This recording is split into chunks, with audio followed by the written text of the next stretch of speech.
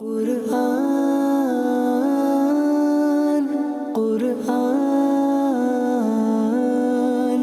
قرآن آسان درس قرآن۔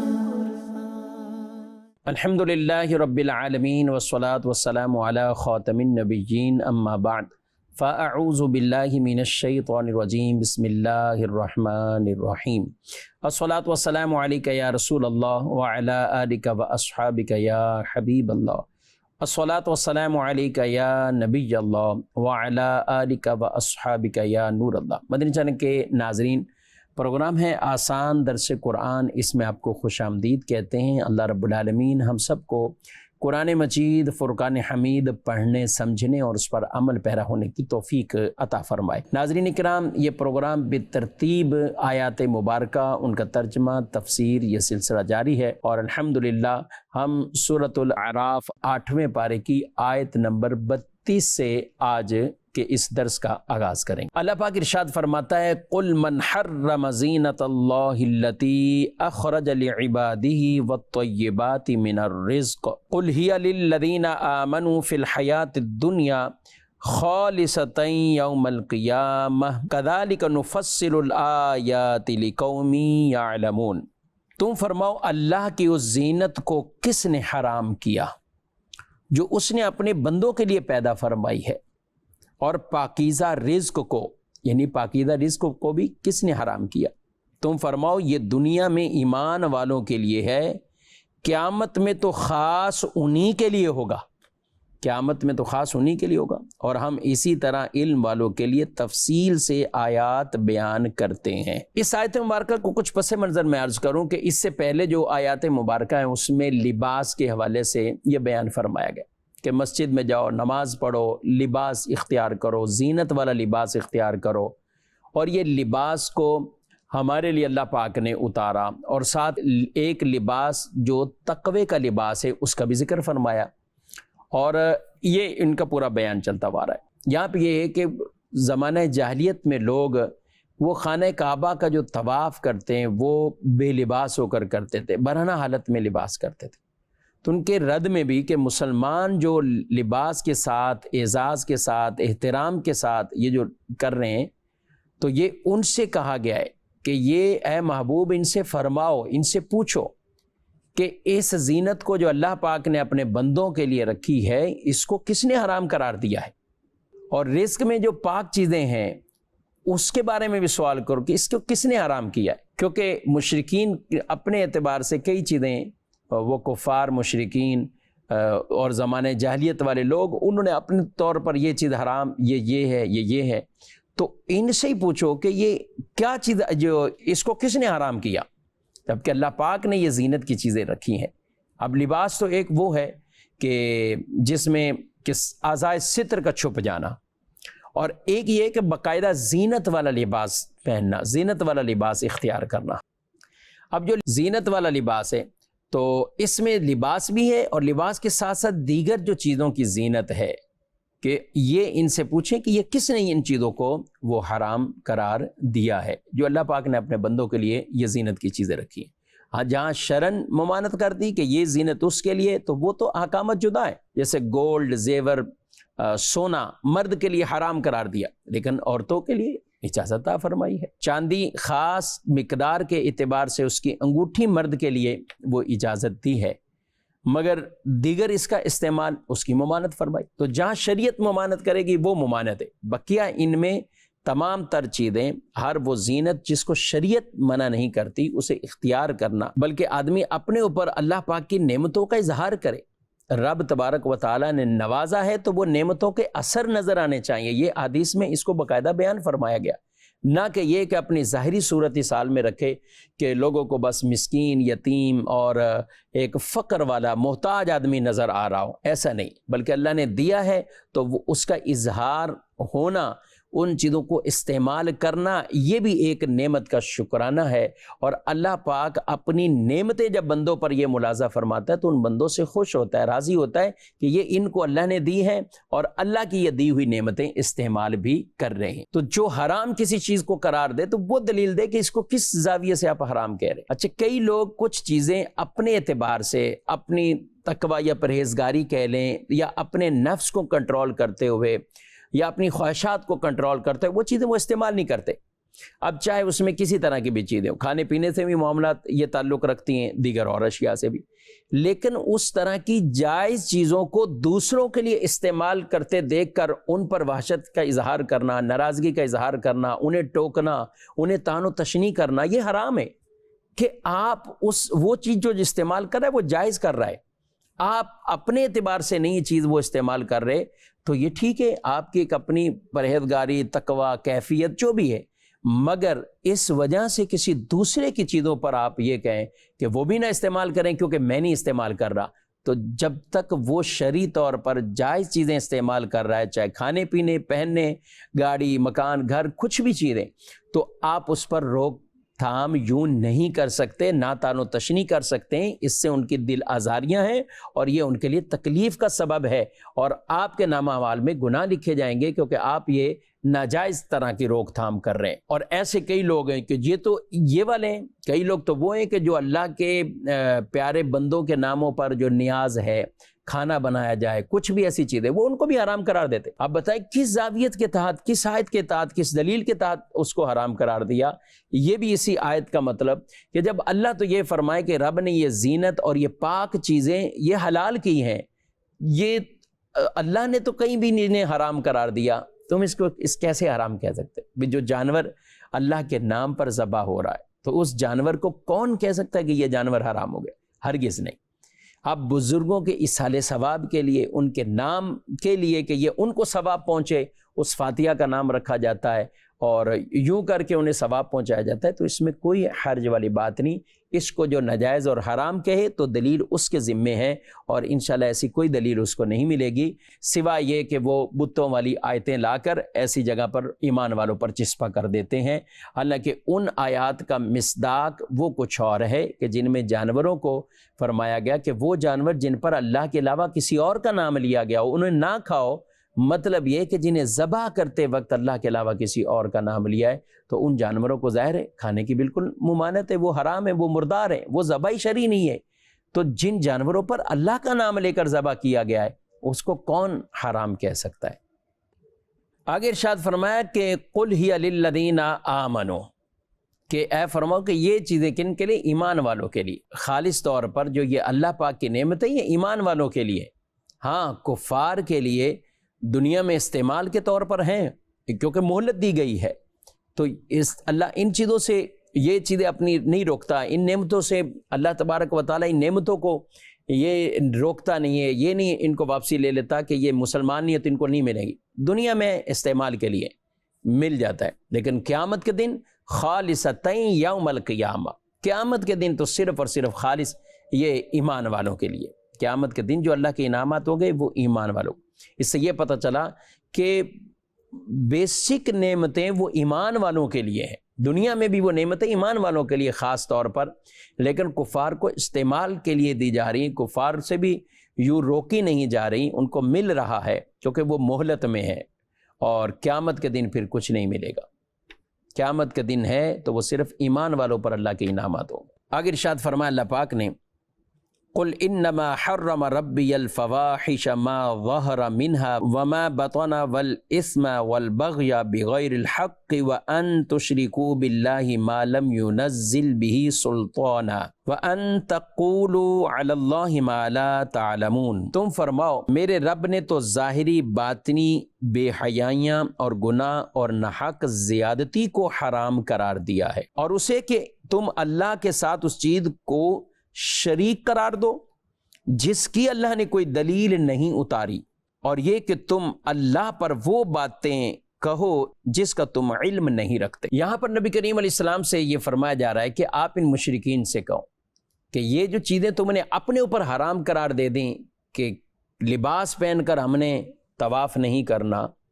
اور خامخواہ تم نے یہ چیزیں اپنے اوپر حرام کی ہیں،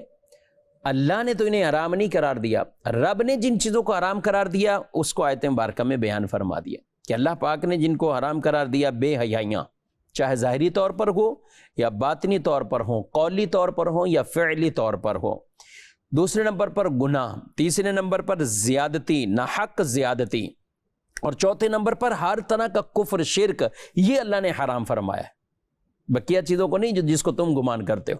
اب اس میں ہر طرح کے گناہ جو ظاہری طور پر ہو یا باطنی طور پر، یعنی کوئی ظاہراً ہو کوئی چھپ کر ہو۔ اچھا، فواحش کا تو اس میں یہ کبیرہ گناہ بھی اسی میں شامل، اسی طرح بعد نے اس کو خاص طور پر بدکاری اور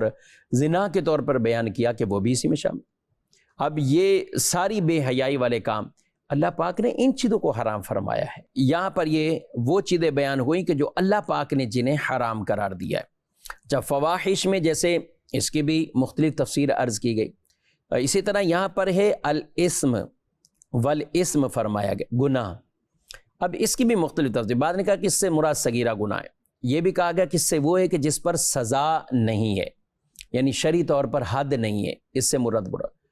اور یہ بھی قول اور یہ معتبر قول بیان فرمایا گیا کہ اس سے مراد صغیرہ ہو یا کبیرہ ہو، تمام والاسم کے اندر اس کا اطلاق ہو جاتا ہے۔ والاسم سے مراد یہ بھی ہے، چاہے صغیرہ ہو چاہے کبیرہ ہو۔ اور آگے فرمایا والبغی بغیر الحق، اور ناحق زیادتی۔ بغی کا معنی یہ ظلم، تکبر، لوگوں پر زیادتی کرنا اور ان سب چیزوں میں حد سے بڑھنا، یہ ان تمام کو شامل ہے۔ ناحق زیادتی کا معنی یہ ہے کہ کسی شخص کا اس چیز کو طلب کرنا جو اس کا حق نہیں بنتا، یہ ہے ناحق زیادتی۔ یہ پہچان اس کی رکھنی چاہیے ناظرین کرام۔ بعض اوقات ہمیں کسی سے کوئی امید ہے یا کوئی بات ہے، ٹھیک ہے ایک امید ہے، اپنے طور پر سوچے، اب وہ نہیں ملی تو آدمی یہ ضرور سوچے کہ میرا کیا یہ حق بنتا تھا کہ وہ میرے کو ملے اور مجھ سے اس چیز کو اس نے روکا ہے تو یہ مجھ پر ظلم کیا ہے۔ یہ اس کی پہچان ضروری ہے، ورنہ آدمی کئی طرح کی گناہوں میں پڑ جاتا ہے۔ بیوی شوہر سے ایسے کچھ تقاضے بنا کر بیٹھ جاتی ہے، شوہر اپنی بیوی سے، اسی طرح خاندان والے، بھائی بہن، خاندان والے آپس میں بھی، فلاں سے ہمیں یہ امید، فلاں سے یہ، اور انہی کو وہ اپنا ایسا حق سمجھتے ہیں کہ اگر نہیں ملی تو وہ سمجھیں گے گویا کہ ہم پر یہ ظلم ہوا ہے اور ہمارا حق انہوں نے مار لیا ہے۔ تو یہ حق کون سی چیز بنتی ہے اس کو سمجھنا یہ ضروری، ورنہ پھر آدمی کئی طرح کے رشتے توڑ بیٹھے گا اور یا پھر حد سے بڑھے گا، اور یہ حد سے بڑھنا ہی تو ہے۔ اللہ پاک نے ان چیزوں کو حرام فرمایا ہے۔ اگلی آیت میں ارشاد فرمایا وَلِكُلِّ أُمَّةٍ أَجَلٌ فَإِذَا جَاءَ أَجَلُهُمْ لَا يَسْتَأْخِرُونَ سَاعَةً وَلَا يَسْتَقْدِمُونَ، اور ہر گروہ کے لیے ایک مدت مقرر ہے، تو جب ان کی وہ مدت آ جائے گی تو ایک گھڑی نہ پیچھے ہوں گی اور نہ ہی آگے، ایک گھڑی نہ پیچھے ہوں گی نہ ہی آگے۔ اب یہاں جو یہ ارشاد فرمایا گیا کہ مقررہ وقت ہے، نہ اس سے پہلے نہ اس سے کوئی مؤخر ہوگا، تاخیر ہوگی، کس چیز کے لیے مقررہ وقت ہے؟ ایک تو یہ مراد اس سے لیا گیا کہ انبیاء کرام علیہم السلام کی نافرمانی کرنے والی جو قوم ہے ان پر جو عذاب آنے کا جو وقت ہے وہ مقرر،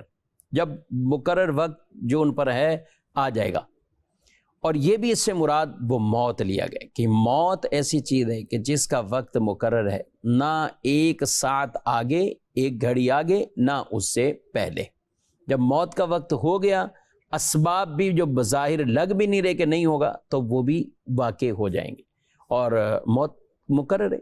اب اس کے لیے اسباب کا ظہور یا نشانیاں، اس لیے کہتے ہیں نا کہ موت بتا کے نہیں آتی، کہ بوڑھے کو ہی آئے گی، موت نہیں بتا کے آتی، جوان کو نہیں آئے گی، بچوں کو نہیں آئے گی،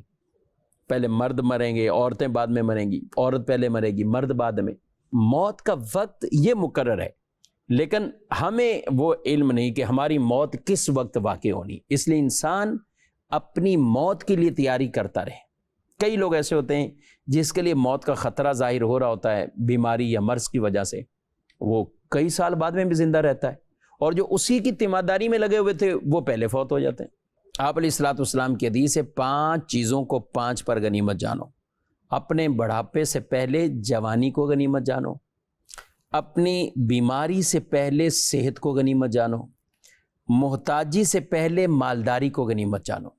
کہ محتاج ہو جانے سے پہلے وہ جو مالداری ہے اس کو غنیمت جانو،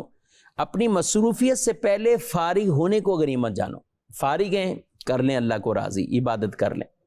اور پھر فرمایا اپنی موت سے پہلے زندگی کو غنیمت جانو، موت سے پہلے۔ تو آدمی کے پاس یہی وقت ہے، اپنی آخرت کی تیاری کرتا رہے۔ آگے ارشاد فرمایا یا بنی آدم اما یأتینکم رسل منکم یقصون علیکم آیاتی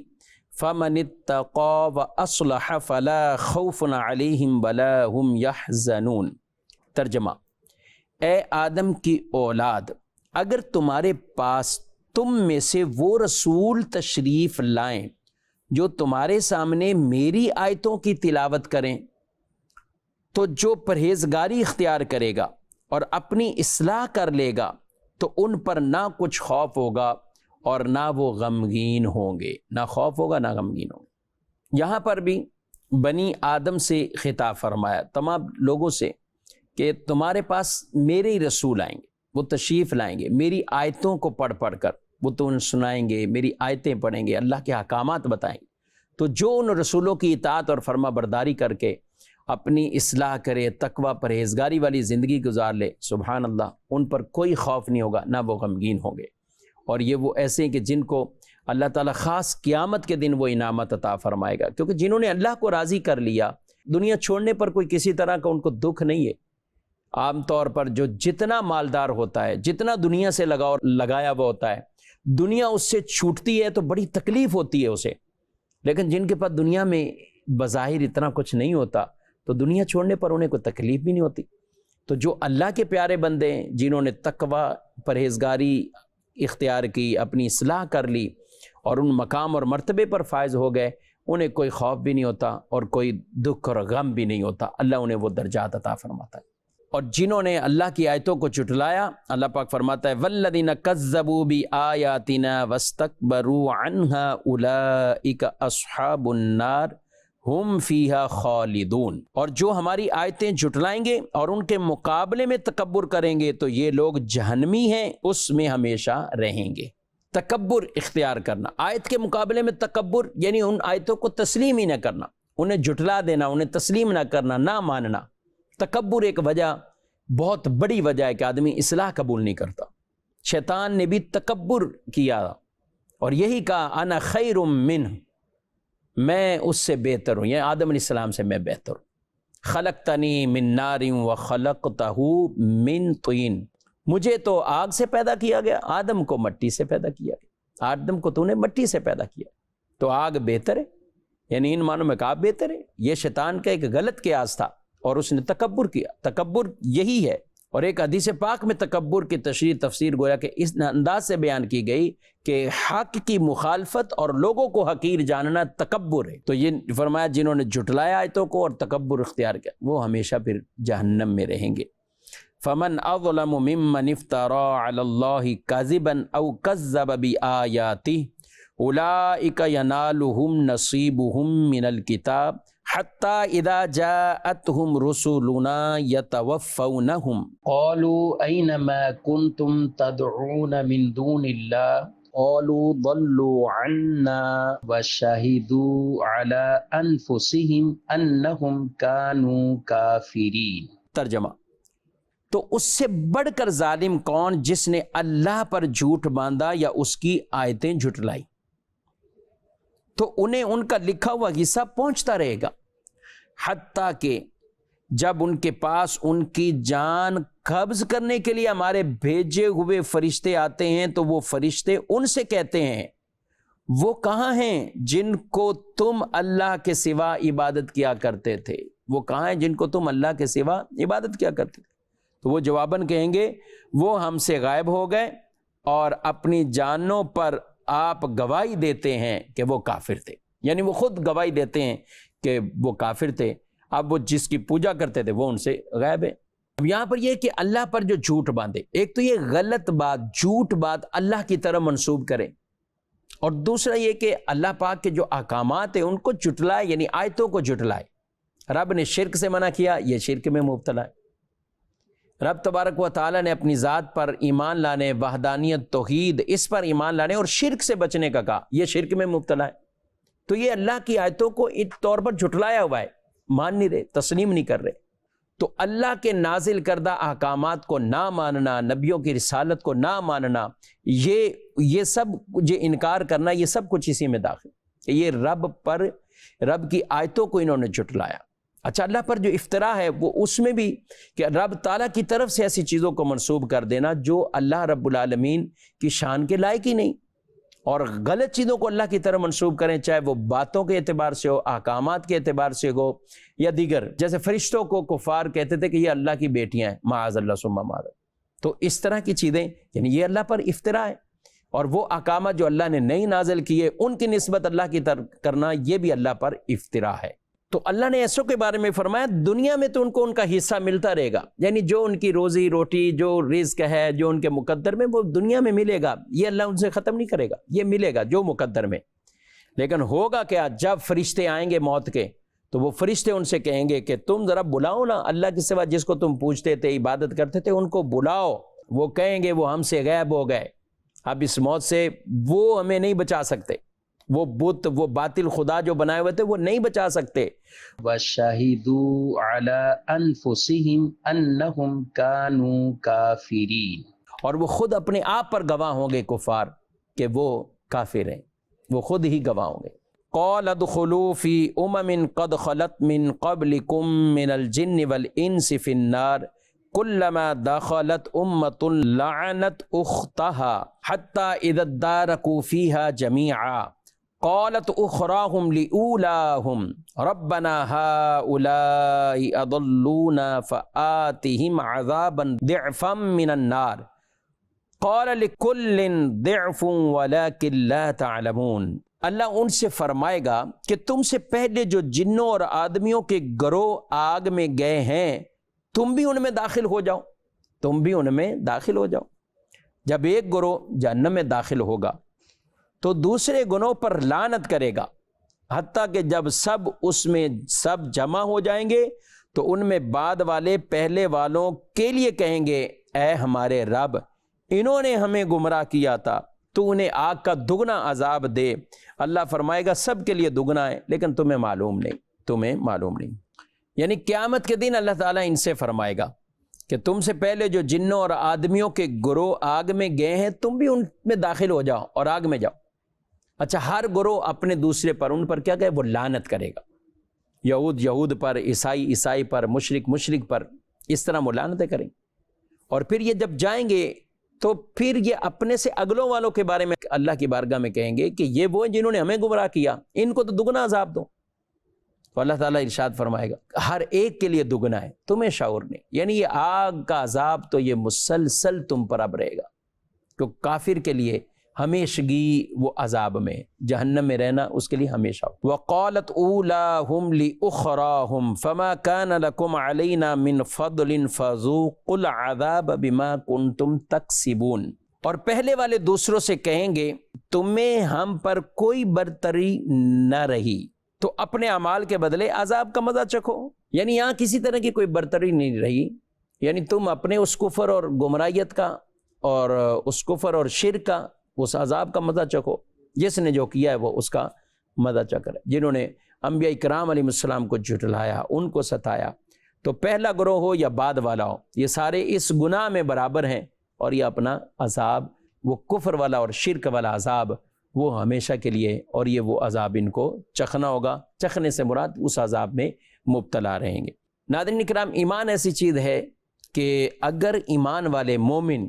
وہ اپنے گناہوں کی وجہ سے ان کو عذاب میں ڈالا بھی جائے گا، لیکن بالآخر انہیں ایمان کی وجہ سے ہی نکال لیا جائے گا، کیونکہ مومن وہ ہمیشہ کے لیے جنت میں رہے گا، دوزخ میں نہیں۔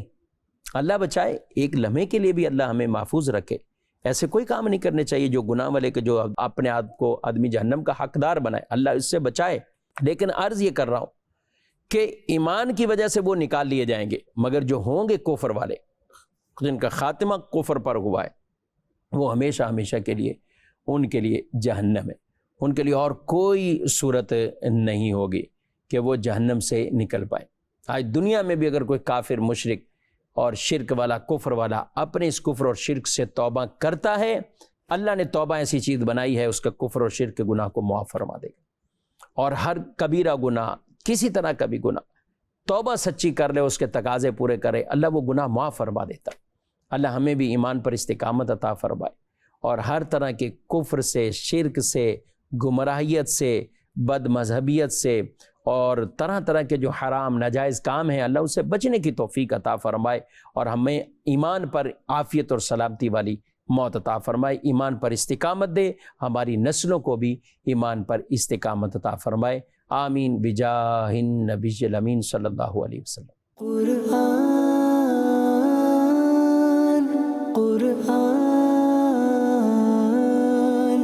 قرآن آسان